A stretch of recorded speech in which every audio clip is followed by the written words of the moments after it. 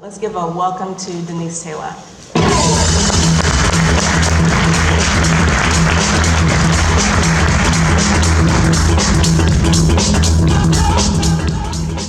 Well, good morning, everyone. Thank you for staying for my session and the wonderful introduction. I'm going to change it up a little bit. It won't be perhaps as technical, but I think it'll be relevant to many people in the room.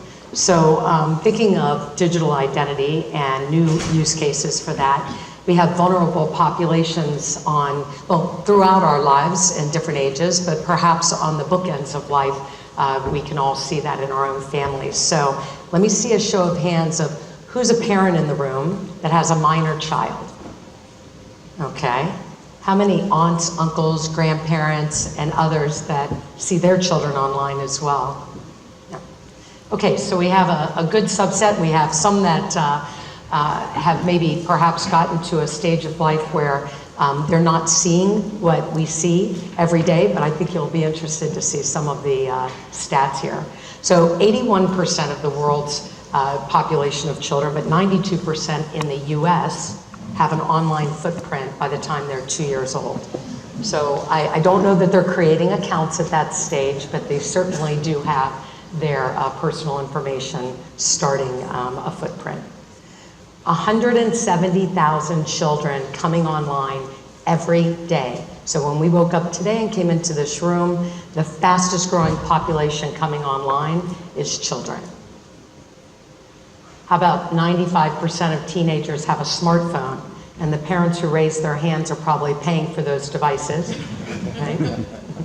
But what's really staggering is that almost 50% of 8 to 12-year-olds have a smartphone, the internet in their hand, in their room, wherever they go. And then on the other side, we see just over 50% of our seniors with smart devices as well. And digital budgets are growing across all of your organizations. You're seeing this. And what does that mean? It means that we have to, and growing at 50% per year, right? That's where we're going. We're a digital world, and we know that children are digital from the time they start. But here's another fact. 5.8 million seniors living with an Alzheimer's or dementia, which means that 1 in 3 of us in this room, when we pass away, we will have that horrible infliction. And the other 2 are going to be taking care of the one that perhaps doesn't have the cognitive skills to care for themselves. So what does all of this mean? There's a regulatory landscape that has to support a framework that has to support this explosion of vulnerable people that are online and consuming our services. And if they're not consuming them now, you certainly hope that they will grow up to have their own bank accounts and their own insurance policies, and that they will participate as we do as adults. So this is a screen here that shows what's happening now. It's not GDPR that came into place last year. It's not COPPA that I'll talk about in a moment. But across the globe, we're seeing regulation trying to address the fact that these digital budgets are coming, that we as individuals are becoming more and more aware of our data, and that it is not necessarily kept to us. We're putting it out there, we know that, but we didn't all really understand how it was being used, whether that's for the good or the bad.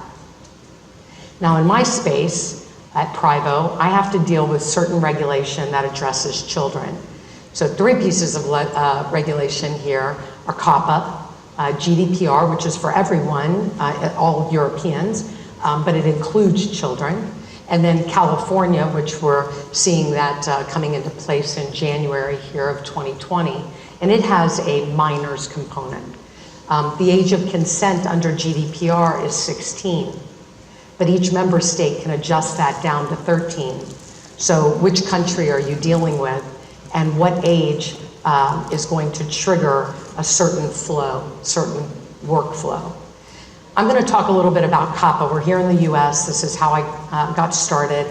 And so, for those of you that raised your hands that you're a parent, you may have heard this term, but let's take a moment to sort of dissect it a little bit. So it's the Children's Online Privacy Protection Act. It's not the Children's Online Protection Act. It is not the original COPA, which would have said you must age verify to reach age-restricted products and services. COPPA is a marketer's law. It basically says if you collect user-disclosed personally identifiable information collected directly from a child online, you must first obtain verifiable parental consent. It's a big use case for identity. It's passed in '98, effective in 2000. Children have been born and are in college now, and what they know about this law is that they must be 13. That's what everyone knows about the law. You go to classrooms and in the schools, and even the teachers know what COPPA is, but the IT directors are screaming, why aren't you concerned with FERPA? That's the law from the 70s around privacy, because COPPA is for commercial organizations. It's not meant to be for not-for-profit or government or perhaps education. But we're seeing something different in education, aren't we? We're seeing tons and tons of digital content and capability coming into the classroom. And the IT director is busy trying to scan and review policies and get people under contracts. But half of the products that are in the classroom didn't come through the IT director. They came directly through the teacher. They just want to teach the best that they can. They want to bring the best content into the classroom, and they're standing in the place of parents granting consent. But unfortunately, there's no demonstration of their FERPA control. They have no control over the data because the school system doesn't even know where it went or who they're dealing with. But getting back to COPPA, it's meant to protect consumers, young consumers, to say, put parents in control of the personal information that companies may have about their children. And how do they do that? They have to know that the child is there. They have to be delivered some privacy notices, and they may have to process verifiable parental consent. COPPA has a sliding scale. So we will see from exceptions, newsletters. I just need a first name and an email. And so perhaps I don't need to burden everyone with a heavy bit of consent, a notice to a parent. But where are we getting the email address from? The 10-year-old. Hey kid, need to notify your parent that you've created an account, want an email for password reset, give us your parents' email. You know how many kids know their parents' email? They don't know phone numbers, but they have their smartphones. So we have to come up with better methods, but we can only collect an online identifier to first communicate with the parent.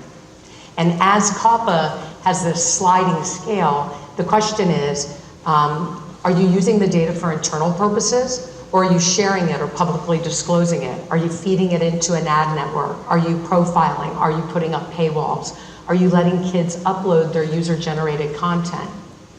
Do you know what PII is in the world of kids? It's just about everything. It's the device identifier alone. If you can track it, if you can profile it, if you can produce a new experience, it's PII. If it's a video, a picture, audio, it's PII. If it's, of course, first name and last name and social and all the things we think of like that, it may be just a combination of non-PII that together we have to call PII. So all of those accounts that we were talking about yesterday being created, I might ask this room, how many of those accounts are being created by children? And how many children are posing as the parent? How many teachers are posing as the parent? And what are we going to do about making a better path forward? I'm not sure we can correct the past, but we certainly can, take some steps as a group forward. So burdensome is my last bullet because it's, a pain to the company, to the parent, to the kid. Kids just want to get in and play. Parents want to do the best they can, but they don't have a lot of time. And companies are trying to struggle with how do we actually engage the consumer that is a child? Because the legal departments have won. They've neutered the marketing departments. They are a toy company, but they don't market to children. They're an entertainment brand, but they don't market to children. They have not been given an opportunity to even ask and let a child sort of come through the process. So I think we're going to see some changes coming along. What COPPA is not, it doesn't censor the content. You know, there are certain content that's already regulated, and that content has its own rules. And in the offline world, we do a good job of keeping kids away from particular content. And in the online world, most of the age-restricted content has no desire to have a child on the other side. I might tell you that those companies need protection from minors and not the other way around, because they try their best to verify who's coming through the door. But it is not a censorship law. It's not going to tell you that the content is good or bad. I was talking to someone yesterday and he said, look, I'm a libertarian. I don't want somebody telling me how I should be parenting per se, and what content is good for my child or not. But there are online harms that come along with being on the internet, and they do find their way into our kids' bedrooms. And so I would say that this law is simply saying, if you have a child at the door, child present, make a decision. Are you going to block them or let them in? And the content may just be about your brand. It's not designed to get online predators. You can permission your child to be in a massively multiplayer game and talk to anybody in the world. It's not the content producer's job to make sure that there's not a predator around. That's not what the law is intended for. It's about data. It's not a ban on marketing. It doesn't say you can't market to kids. So let's all wink, wink, nod and pretend that we're not doing that when we know that kids are consumers too. I bet some of the cars you're driving had an influencer in the house that may not have even been 10 years old. I say it's not an international law, but what most people don't know is that if you are a US company, you're supposed to provide COPPA protections to children all around the globe. And until GDPR, I would have said without GDPR, those kids are protected if it's an American company, if indeed they were delivering on the spirit of the rule. But it does say that if you are a company abroad and you want to do business with US children, then you have to comply as well. So we get up very early in the morning and we go to sleep very late at night servicing our clients all around the globe. It's certainly not a babysitter. If you grant consent, I do suggest that you peek over and make sure you understand who your kids are talking to and that you educate them the way you would about stranger danger and anything else. And it's certainly not perfect. But if we wait around for perfection much longer, a whole nother generation will go by and they will never have actually learned how to manage their own identity. We dump them off at 13 and say, good luck, you're just like 33. So the impact, companies block. They have to first decide this under COPPA. Am I general audience? Do I attract, maybe kids, but not a disproportionate number of them? Or am I child directed? And am I adult directed? We know how to handle that, right? Although I might say that those devices could be better known, and help in that world. But in the COPPA space, we have to say, are you general audience or are you directed to children?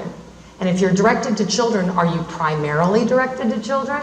Or do you have a mixed audience? Are you 5-year-olds and parents? Are you 9-year-olds to 14-year-olds?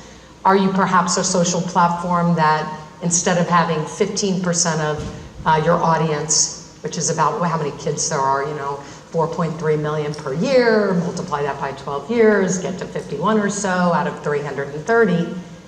But do you have 30% of children on your platform? Are some of the age-restricted products saying, you say you're general audience, but I know there's a lot of kids there, so I'm actually not going to market with you some particular app or service. So what happens? They dumb down the experience. If we have a mixed audience property and you have an age gate, you cannot block the child. So what happens is you come through an app experience. How old are you? Some poor kid tells you the truth that he's 10. Maybe okay for him. You flag it that it's a kid. You don't do any behavioral advertising. You don't offer any social login. They can't upload their pics and talk to friends.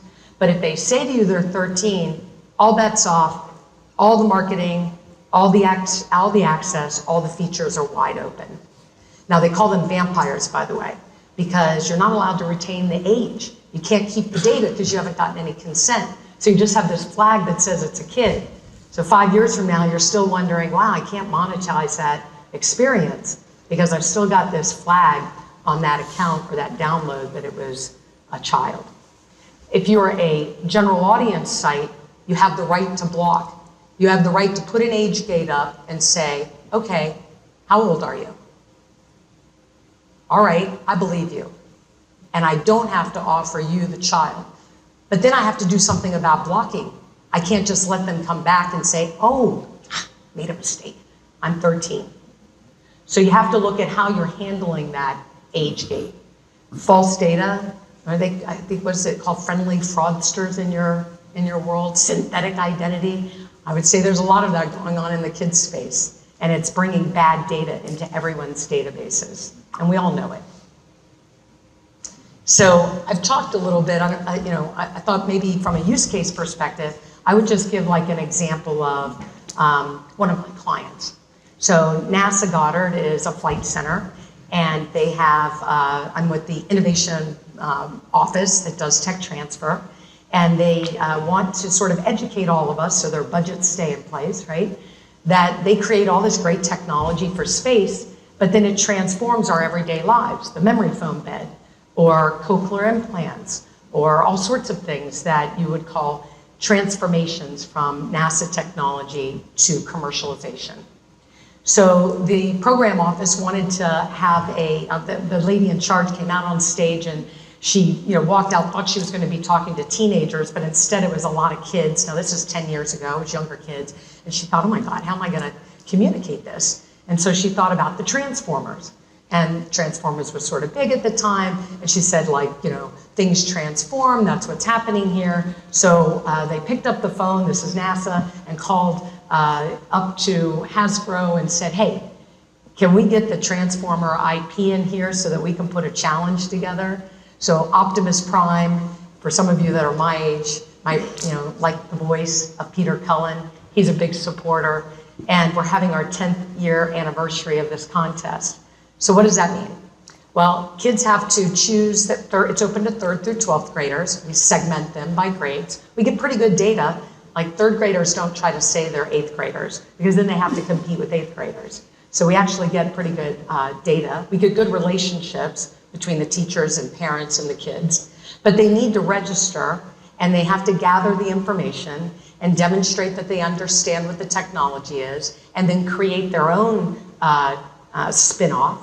And then they make videos of themselves, and they interview each other, and they put it into a multimedia platform, and they upload that so that it can be on the NASA YouTube channel, and so that it can be voted on. So we had to find a platform where kids could upload their data. We have to get them in a situation where they've got parental consent, right?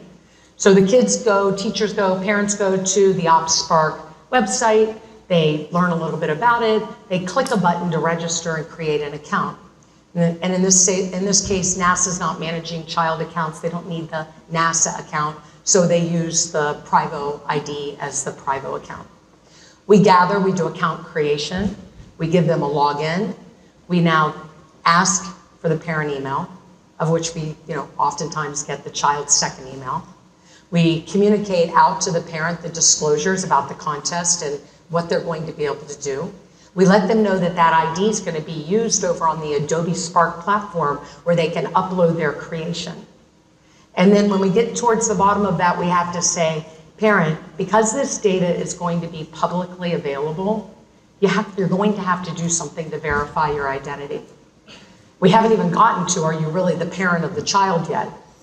Click, parents already have an ID, don't have one, choose the last 4 digits of social, or a driver's license, or a credit card transaction, or authenticate with PayPal with a approved account, or maybe your employer login can be consumed by the service. Or perhaps we whitelisted domains that we know don't hire minors. So as long as we can get Denise Tayloe in Virginia exists as a person, and I'm dtayloe@privo.com, and Privo's been whitelisted, and I can send an email and they click a link and come back, that may be the way that I establish that parent account.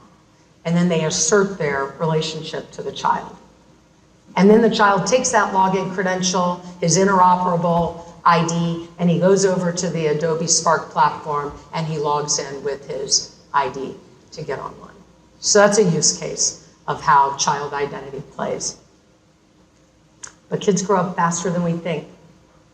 And so our client at PBS is talking to 4 and 5-year-olds. We get pretty good data there too. We know that it's usually a parent that's the person providing the email to establish the little digital credential, right?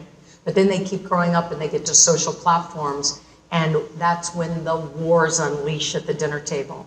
I'm not gonna ask you to raise your hands, but I know unequivocally that somebody in this audience has had to battle it out with their child about getting an account on one of the social platforms or one of the massively multiplayer games. And it's hard. And as parents, we have to say, we don't want you left out. We're gonna watch over your shoulder, but it's okay for you to fib.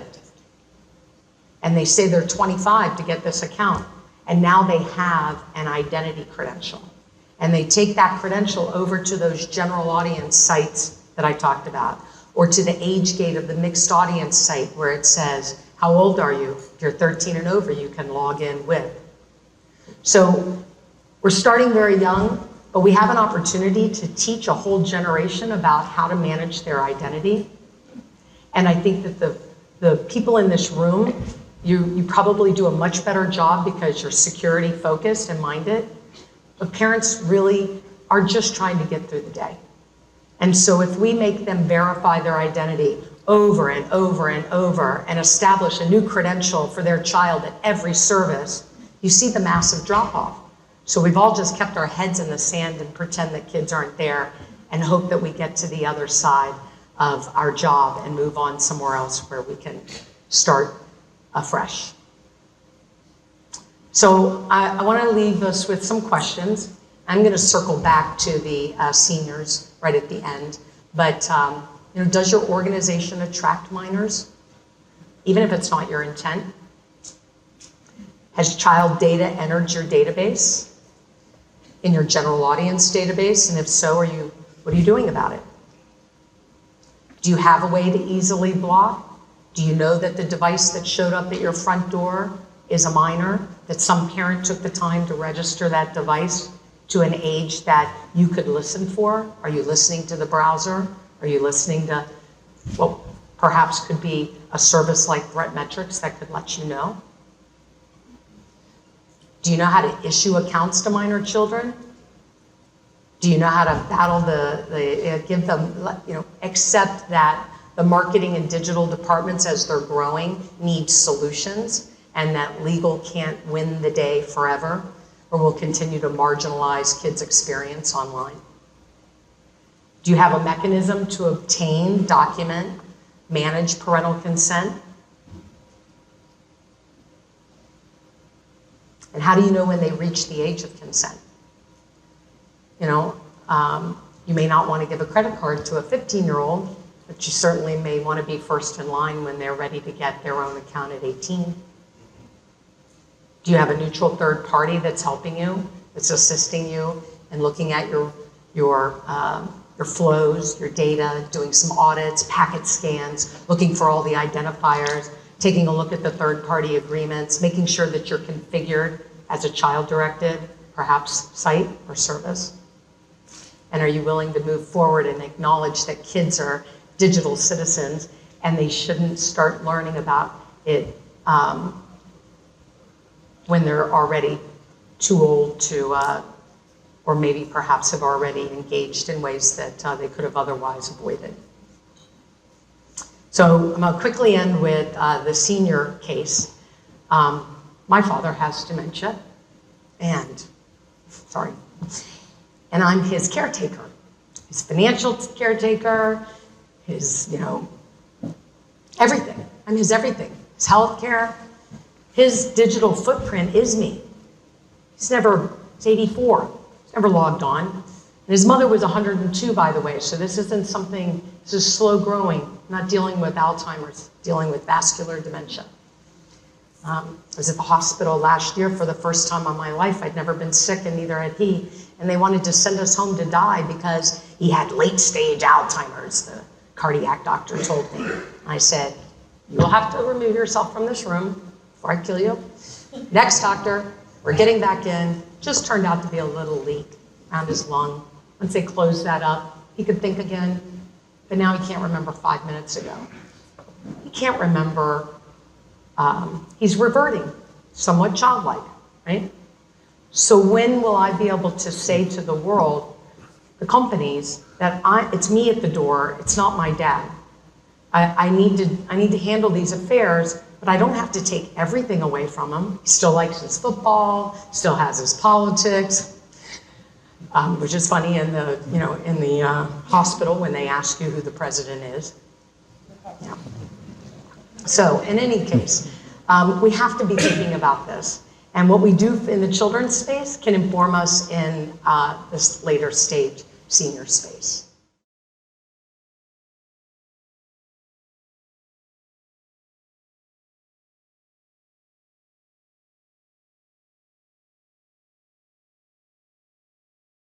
There is no good way to identify it. We use an age gate. We default to this age gate, tell us who you are. Now, if you're child-directed and your primary audience is children, you don't get the luxury of an age gate. Everybody's a child, so even if a parent comes or, perhaps a young teenager that still likes a particular brand, if you're primarily directed to children, then you don't have the luxury. But if you're an age-restricted product, what are you doing? You have an age gate and you ask how old they are, and then hopefully you use some identity verification for the right products and services. Yeah, it's much easier to verify that someone is over an age. Yes. It's the under the age piece of it that people are concerned about. So I worked on, back in 2008, except Texas, all other state attorneys general had, they put forward something. Does anybody remember MySpace? Okay, so they said, look, you've got to do a better job of verifying children. And they did a bunch of studies and they came back and said, gosh darn it, we can't verify the identity of children. And I'm thinking, well, we're still working on verifying the identity of adults. We all knew that. Could we at least start there and verify the identity of the adult and put the adult on the hook to actually affirm this relationship? But I can tell you, and I mentioned in the talk, we're getting much better at knowing who the children are, because you're coming in a door at PBS or at a contest that's directed to kids. And so once we learn that information, how can we share that back without triggering the rules ourselves? Perhaps parental consent can allow us to simply register the device to an age, and you just have to listen for it, or allow the browser to communicate. So I think we're going to see more methodologies. But when your kids have an after-school program, or if they're in soccer, aren't you bringing their birth certificates down to the field, to sign them up? So in the offline world, we know who the kids are, right? I mean, the doorman knows that it's a kid with a fake ID. It's easy in offline. But online, we have to rely upon each other. We're going to have to feed the systems to allow protection and real protection to really take place. So it sounds like a great opportunity for a network approach, for a consortium approach where it makes a lot of sense. So I think there's going to be a lot more that we can look at from a digital identity standpoint.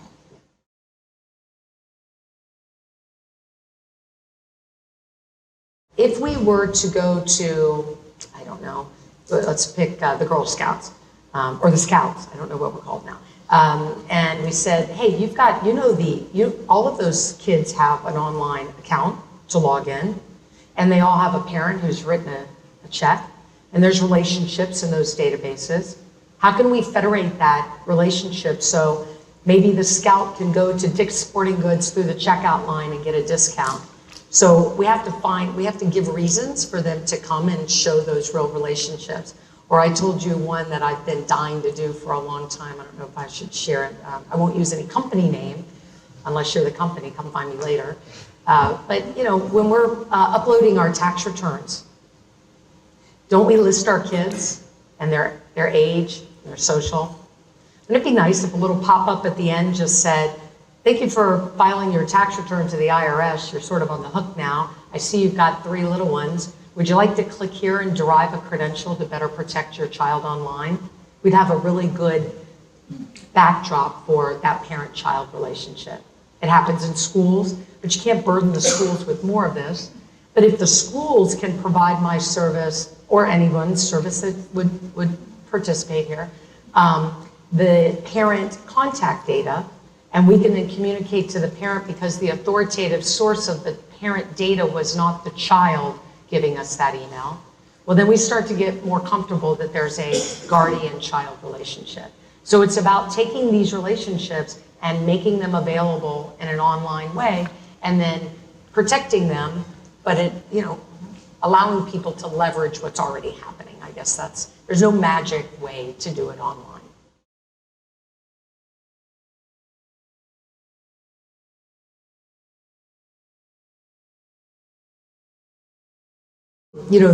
What kids can stay on our insurance plans to 26 now. I mean, we hope they all go off and become wildly successful before that, but typically they stay on our cell phones for a long time and on the insurance plans. So let's start with the teenagers. Not every state, but many states have rules about privacy protection for the teenager. There's certain aspects of their health that isn't necessarily available to the parent, although it's your insurance plan. So if a 15-year-old has a substance abuse problem, they're supposed to be able to go exercise their rights. And so their electronic healthcare record, how do we now stop the parent from logging in, who's normally doing most of this, and seeing the things that the kid hasn't provided the parent consent for? And the parents know all the authentication questions. It's going to have to come to those devices. Remember, 95% of teenagers have devices. Let's flag up and let the companies know this is actually the adult device that's authenticating its access rights. Let's not show all of it. And when the kid goes off to college, what do you have to do then? You have to get your kid's consent to go set up a dentist appointment because you've lost your parental right because they're now grown-ups. So consent goes both ways. And the kids' space is a really great place to figure things out because we haven't done a lot so far in the 20 years we've had to work on it.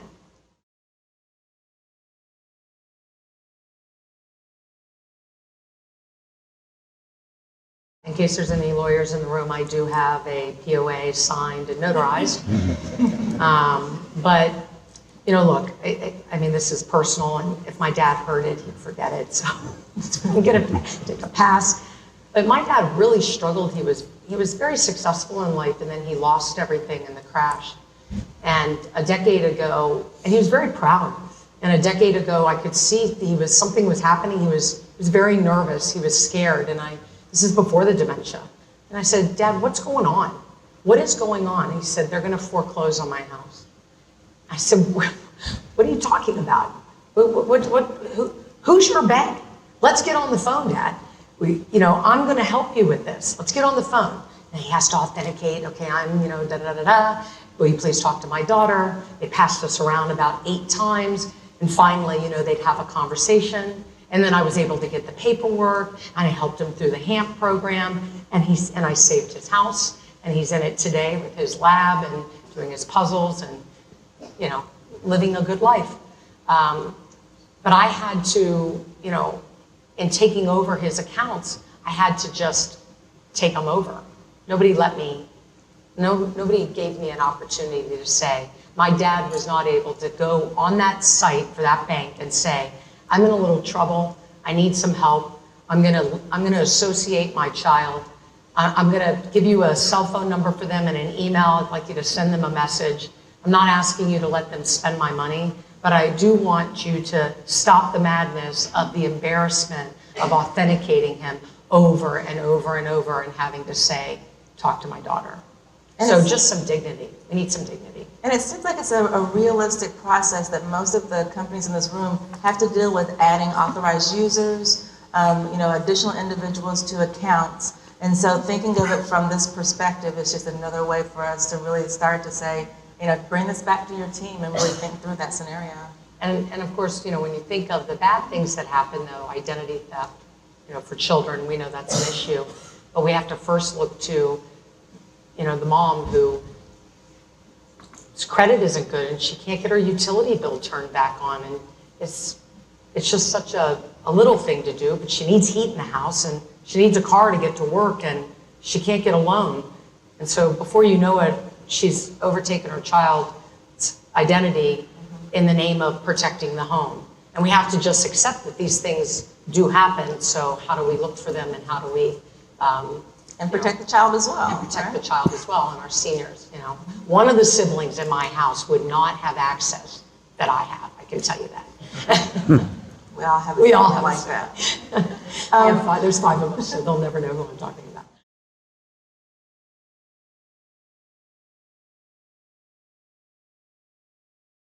There's, the old net nannies and filters that we all knew that people don't use very well. You try to censor the activity, and next thing you know, your kid can't do anything. You're having that fight I was talking about at the dinner table. It's an all or nothing. You have to lift it. There's some really cool work going on in Europe, in the UK, by the ICO, the Age Appropriate Design Code, and Baroness Kidras, who's working on online harms. And this is where I see identity coming in, right? So imagine it's a massively multiplayer game that has historically blocked kids so they all fit. But instead they say, you can come in if you're a kid, but you have to have one of these special IDs. And you can ask and invite others to communicate with you, but somebody's gonna have to sort of approve those IDs so we lightly link these relationships together.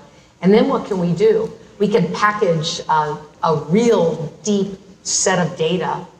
All the stuff that we don't want our kid to say can be sitting in a vault and waiting for that authentication to take place and that data to be released into the filtering and the moderation tool so that it can stop the child from saying his own phone number, his own social, but not stop him from saying that the Redskins lost really bad. And if I combine that, and looked at the scores last week, they can't say any numbers. They can't say any proper names. They're so locked down, it's no fun.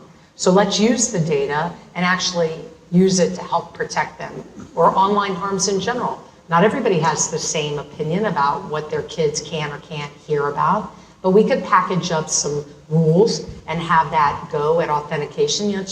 I don't want my kid to, have information about religion. It's and they're young. And I know that in Europe we have a lot more. The kids have a lot more rights. And I'm not suggesting that we don't give kids their rights. But when they're 8 years old, you're the parent. It's your device. You're paying for it. And if you want to pass along a few rules and you don't want your kid cussing or you don't want your kid engaging with adult, and by the way, adults need protection from kids. Think about it. Think about the slippery slope of an adult and look, if I go to the bar and a kid sits down next to me, I clean up my language. Well, at least I turn my back perhaps, right? But online, they don't know because the kid came in as a 25-year-old. So now we've got relationships starting that were unintended. And perhaps we're actually putting adults, weak adults, at risk. So we really need, it's a fascinating area. And digital identity is what it's all about in this space.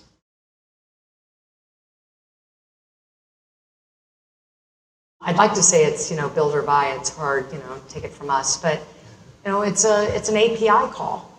For my business, and not just to promote mine, but I'm a customer identity and access management platform. We do account creation, authentication, authorization, and identity verification. And I would have loved to have worked with others, but nobody did any of it, so I had to put it all together as one package. And then I found that, wait a minute, those e-commerce stores that already have adult credentials that maybe are on one of the providers here in this room, they can't have a wish list for a kid. So I can hang a child identity off of that account. It's all interoperability. It's OpenID Connect, it's SAML IDP, it's APIs and SDKs. We can do this now. And for verification, we're not trying to get kids over the border. So you might have to start low. But as they hit other services with these common credentials, you start to build and layer how well do you know the adult or the child. And then they grow up, and then you gotta let the parent go.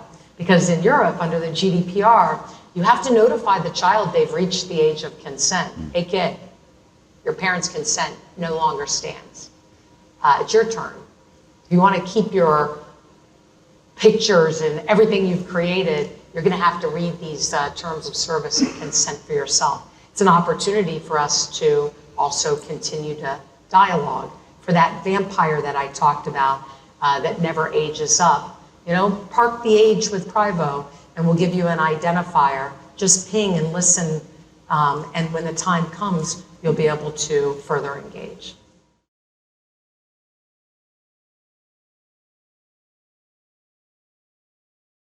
In the kids space, we have this wonderful sliding scale, right? We can just notify the parent. We get to do a certain amount. If they click the link, we can do a little more. If they opt in on the page, we can do a little more. We can have things defaulted on and off. We can let them fall off of the page, but the kids can still have a login. He can save his score. He can decorate the bedroom or the cat in the hat back yard in the tree fort, so they can engage and become accustomed to their account. And then when they hit a spot that says, oh, I want to be in that contest, or I want to do that, upload that UGC, let's get consent in. Consent just in time for the next feature or functionality. When we make it all or nothing, we get massive drop off. But when we take advantage of the sliding scale, we have an opportunity to let them engage and do it at their own pace. And by the way, some parents, don't want to do online driver's license. I'm just trying, it's fan clubs. We have to educate people. You have to leave this room and educate at least one other parent that the law even exists. I accost parents in the grocery store, but my colorful business cards, by the way, are getting the kids interested, and then I can talk to the parent and educate them a little bit. But I think that if we just start asking, we'll find that we can, it's a great place to test out consent. And then something that's very important too, and I'll just mention, our particular service is role-driven features. I'm not saying, hey parent, give me an email. I'm saying, hey, your kid wants a catalog. They've indicated they want a catalog. We need a mailing address. So I'm associating data attributes to the roles and to the features, right? And if you don't need the address, why are we asking for it? So let's think about what it is we're asking for consent for, and maybe put that data minimization hat on and only collect what we really need and just inch them along. But it is tough. When somebody asks me for consent, I hesitate. So, but if we can teach our kids, by the time, another 10 years is going to pass really fast, and they'll be better at it than us. Well, Denise, thank you so much for sharing all kinds of aspects around child online privacy and how that really does intersect with digital identity. I think that we're going to see a lot of new solutions come out specifically in terms of digital identity, because we've kind of figured out how to deal with children in the offline and physical world. So now we got to really look at it more on the digital side as well. So thank you so much. Thank you for having me. Thank you.